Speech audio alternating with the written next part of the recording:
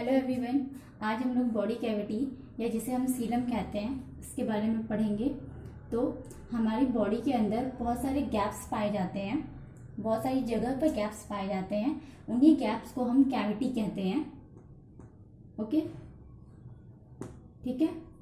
तो ये गैप्स जो हैं वो डिफरेंट डिफरेंट मेथड से बनते हैं या ड्राइव होते हैं, और इसी बेसिस पे इन्हें आगे क्लासिफाई भी किया गया है। तो सबसे पहले देख लेते हैं डेफिनेशन इसकी। So body cavity is any internal space, any internal, यहाँ पे इंटरनल लिखना जरूरी है, ठीक है। Any internal space, I am rubbing this, any internal space. और इस स्पेस को, ये स्पेस जो है वो कंटिन्यूअस प्रेजेंट रह सकती है या फिर एक सीरीज में या पाउचेस के फॉर्म में भी प्रेजेंट रहती है। इसलिए हम इसे लिखेंगे एनी इंटरनल स्पेस और सीरीज ऑफ स्पेस। एक से ज़्यादा भी पाई जा सकती है ना, इसीलिए सीरीज ऑफ स्पेस या spaces present inside body, present inside body, उसी को हम कहते हैं बॉडी कैविटी, ठीक है।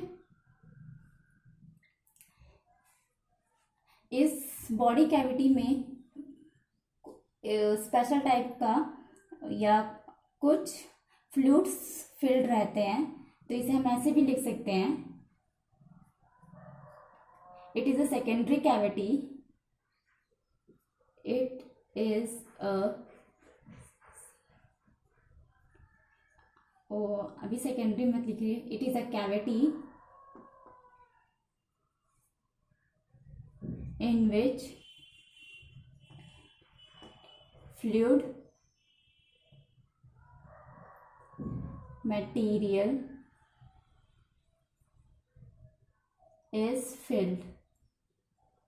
ओके, अब ये जो कैविटी है किस तरह से बनी है, किस तरीके से इसका ओरिजिन हुआ है, इसकी बेसिस पे इस कैविटी को या सीलम को दो पार्ट्स में डिवाइड किया गया है, दो टाइप्स में डिवाइड किया गया है।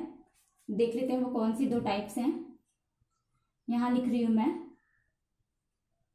Types of Seelam. पहला हो जाएगा प्राइमरी सीलम,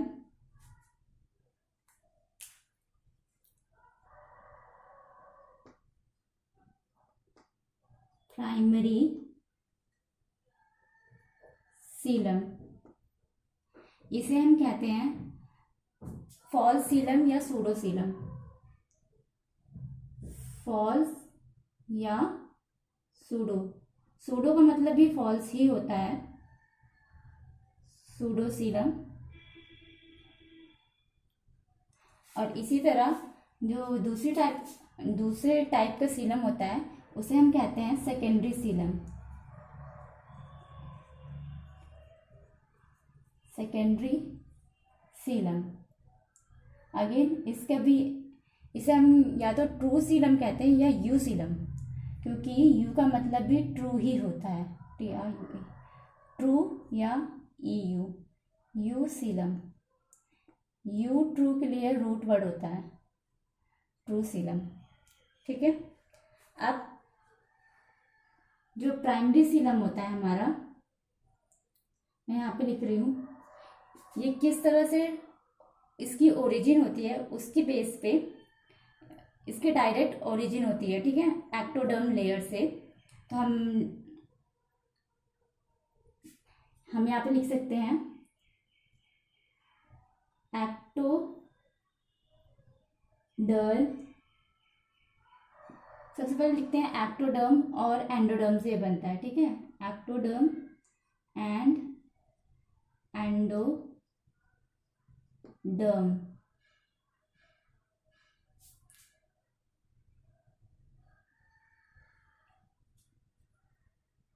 या और सही रहेगा अगर हम इसे लिखें blastocoel is developed from blastocoel is directly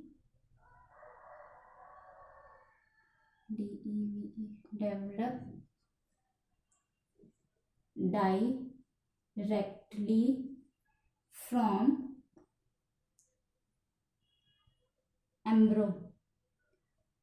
ectoderm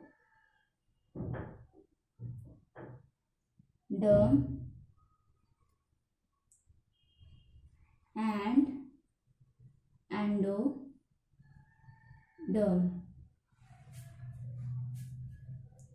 okay और ये सेकेंडरी सीलम जो है इसमें जो होता है ब्लास्टोसील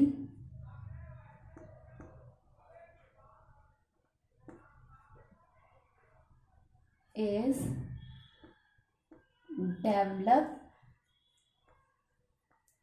फ्रॉम मीसोडर्म। मीसोडर्म जो है वो एक्टोडर्म और एंडोडर्म के बीच में एक लेयर पाई जाती है। ये भी एक तरह की एम्ब्रॉनिक लेयर है, ठीक है। दूसरा इसमें होगा डिफरेंस, मेन डिफरेंस है कि जो ब्लास्टोसील है वो किसी भी लेयर से कवर नहीं होता। तो लिख सकते हैं it is not bounded by any layer.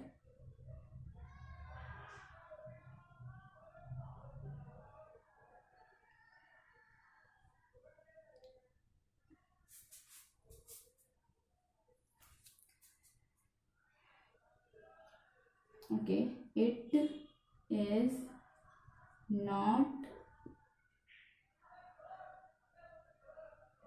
enclosed by,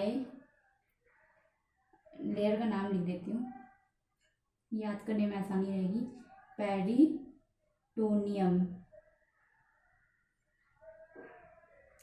और मीसोडर्म,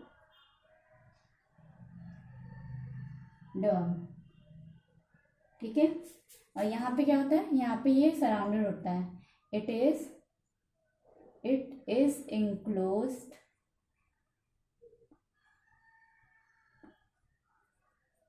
by पेरिटोनियम।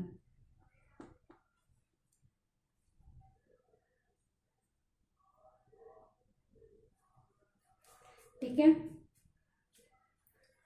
तो ये कुछ इसके बेसिक डिफरेंस थे जो हमें आगे काम आएंगे जब हम एनिमल को क्लासिफाई करेंगे सीलम के बेसिस पे, तो समझने में हेल्प करेंगे, ठीक है। ये 1, ये 2, ठीक है, या तो इसे ऐसे लिख लो और ये जो है ऐसे कर देते हैं, एक ये हो गया, एक ये हो गया,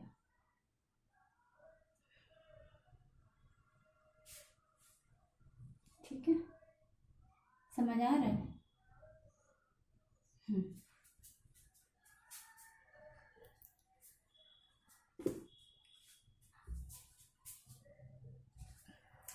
अब जो एनिमल का क्लासिफिकेशन है, ये जो सीलम है, हमने सीलम किस लिए पढ़ा, सीलम एक बेसिक कैरेक्टरिस्टिक है एनिमल किंगडम को क्लासिफाई करने के लिए, ठीक है।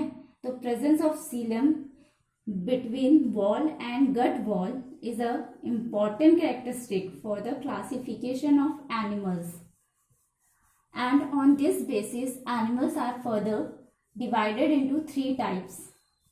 Now we see in which type animals are further classified.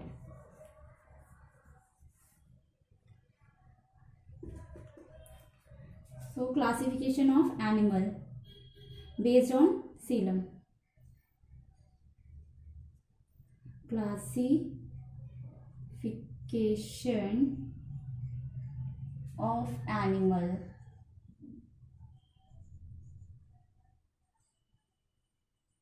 based on Seelam. ठीक है, हमने इससे पहले के लेक्चर में देखा था कि एनिमल्स को क्लासिफाई करने के लिए 4 बेसिक कैरेक्टरिस्टिक्स को कंसीडर किया था, जिसमें से एक था लेवल ऑफ बॉडी ऑर्गेनाइजेशन, दूसरा था, यहाँ पे क्विक रिवीजन कर लेते हैं, एक था लेवल ऑफ बॉडी ऑर्गेनाइजेशन, ठीक है,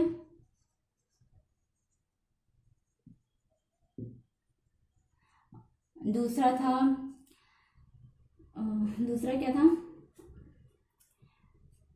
type of cell, level of body organisation था, उसके बाद था क्या था, मोड ऑफ न्यूट्रिशन,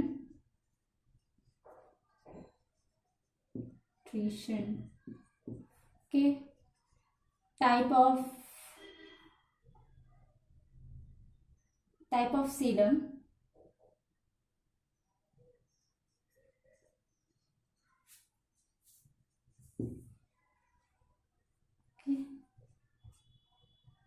और मोड ऑफ न्यूट्रिशन में न्यूट्रिशन भी था, रेस्पिरेशन भी था,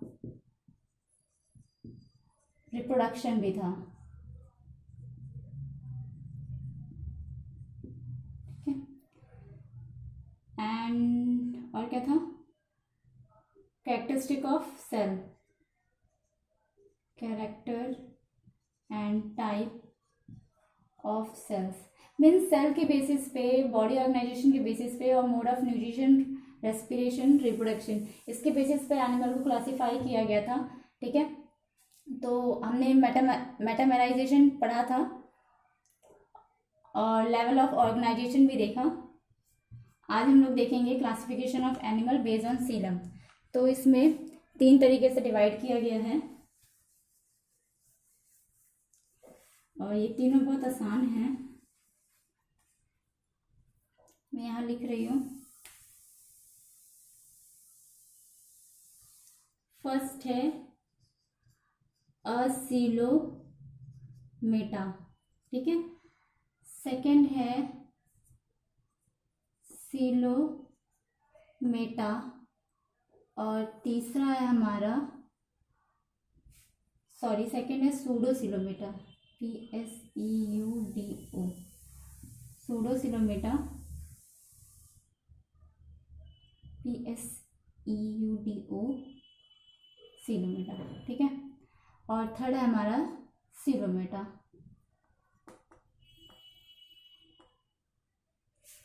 तो असिलोमेटा अ लगा हुआ है, ए लगा हुआ है, मीन्स, और यहाँ सीलम और यहाँ मेटा मीन्स एनिमल। ठीक, मतलब ऐसे एनिमल्स जिसमें सीलम नहीं पाया जाता उसे असिलोमेटा कहते हैं। तो इसमें क्या होगा, first point, coelom is absent, coelom is absent. Okay, pseudocoelomata means, pseudo means false, बताया था मैंने, सीलम मीन्स यही body cavity, and meta means animal, means the animals in which false coelom is present.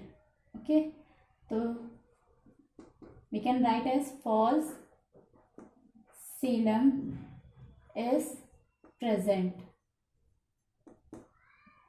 and here silo plus meta means animal in which coelom is present, and coelom, this coelom signify true coelom, so we can write as true coelom is present.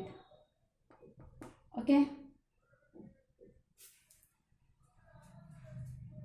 और जैसा हमें पता है कि जो सीलम होता है उसका जो बेसिक वो कहाँ से बनता है, वो है मीसोडर्म। तो मीसोडर्म किस स्टेट में कैसा पाया जाता है उसके बेसिस पे भी इसे हम डिफ्रेंशिएट कर सकते हैं। जैसे असिलोमेटा में जो मीसोडर्म होता है रिमेन एज सॉलिड, मतलब उसमें कुछ भी डिफ्रेंशिएशन नहीं होता है, कोई स्पेसिफिक सेल नहीं बनता है। ठीक है, एक अगर ये बॉडी है तो मीसोडर्म एकदम ऐसे सॉलिड स्टेट में पाया जाएगा, इवन हम ये नहीं पहचान पाएंगे कि ये मीसोडर्म है। ठीक है, इसी तरह जो सीलोमेटा होता है, इसमें सीलम तो प्रेजेंट होता है लेकिन वो मीसोडर्म से नहीं बना होता है, इसीलिए हम उसे सूडो कहते हैं। तो मीसोडर्म से नहीं बना होता तो किससे बना होता है? मैंने पहले ही बताया था कि ये एक्टो और एंडोडर्म के बीच में पाया जाता है और एंडोडर्म्स लेयर से ही बनता है। ठीक है, तो एक तरह का ब्लास्टोसील प्रेजेंट रहता है which is form from endoderm. ठीक है, तो ब्लास्टोसील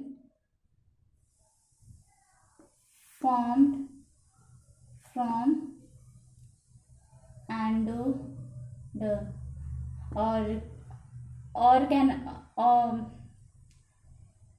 mesenchymal cells, सॉरी यहाँ पे लिख सकते हैं blastocoel present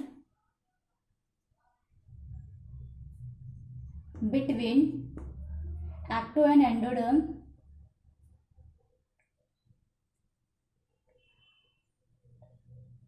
and formed from mesenchyme।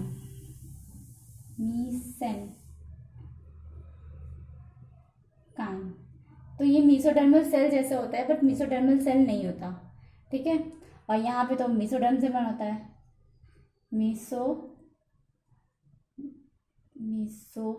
मीडो क्या लिख रही हूँ मैं, मीसोडर्म।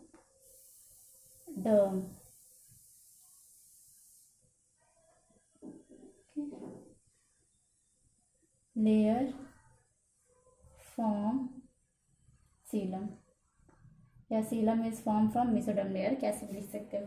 ठीक है, उसके बाद इसके एग्जाम्पल देख लेते हैं क्योंकि एग्जाम्पल ज़्यादा इम्पोर्टेंट है। एग्जाम्पल से पहले मैं एक और चीज़ बता दूं, वरना मैं भूल जाऊंगी, हर बार भूल जाती हूँ, कि जो ये सीलोमेटा है इसे फर्दर डिवाइड भी किया गया है। ठीक है, तो इसकी अगेन 3 क्लासिफिकेशन है जिसके बारे में हम इस वीडियो में नहीं देखेंगे, नेक्स्ट वीडियो में देखेंगे। इसमें बस नाम लिख लो क्योंकि ज़रूरी है। तो यहाँ एग्जाम्पल लिख देती हूँ, इसलिए इसके एग्जाम्पल्स इनके टाइप जब मैं बताऊंगी तब लिखेंगे। इनके लिख लेते हैं यहाँ पे एग्जाम्पल।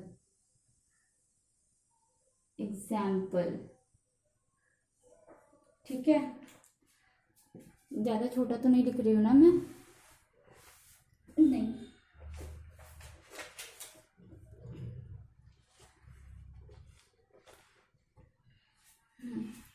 तो इसके एग्जाम्पल हैं। मार्कर खराब हो गया, चलो कोई बात नहीं। असीलोमेटा के अंदर आएगा हमारा पोरीफेरा।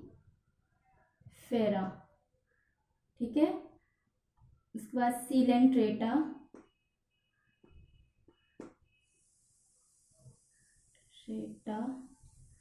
उसके बाद आता है प्लैटीहेलमिन्थ,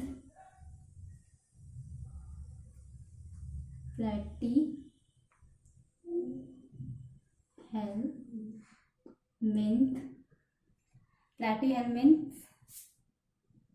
ठीक है, ये 3 एग्जाम्पल इसमें याद कर लो। और इसमें आ जाएगा हमारा एस्कल,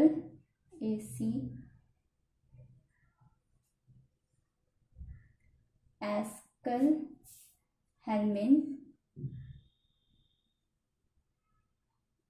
हेलमिन्थिस।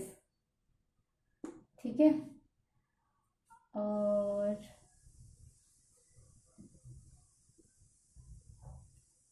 कुछ एनिमल्स के भी नाम लिख लो। रोटीफेरा हो गया जैसे, उसके बाद हो गया निमेटोडा,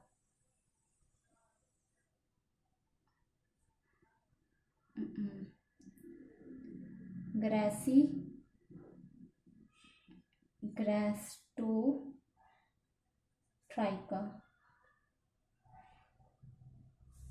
ठीक है, ये 3 एग्जाम्पल देख लेना, और इसके तो मैं आगे बताऊंगी। वैसे इसमें आएगा एनिलिडा, लिख लेते हैं अभी, एनिलिड्स आएगा इसमें, ठीक है। और आर्थ्रोपोडा आ जाएगा, ठीक है। मॉलस्का आ जाएगा, कॉर्डेटा आ जाएगा। तो जितने भी रिमेनिंग है वो इसमें आ जाते हैं, ठीक।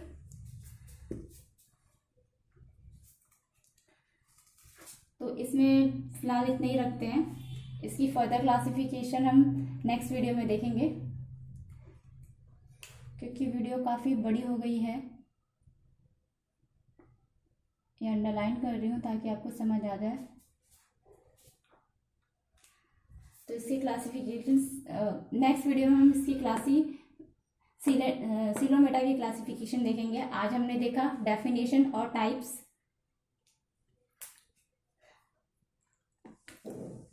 तो इस वीडियो में इतना ही।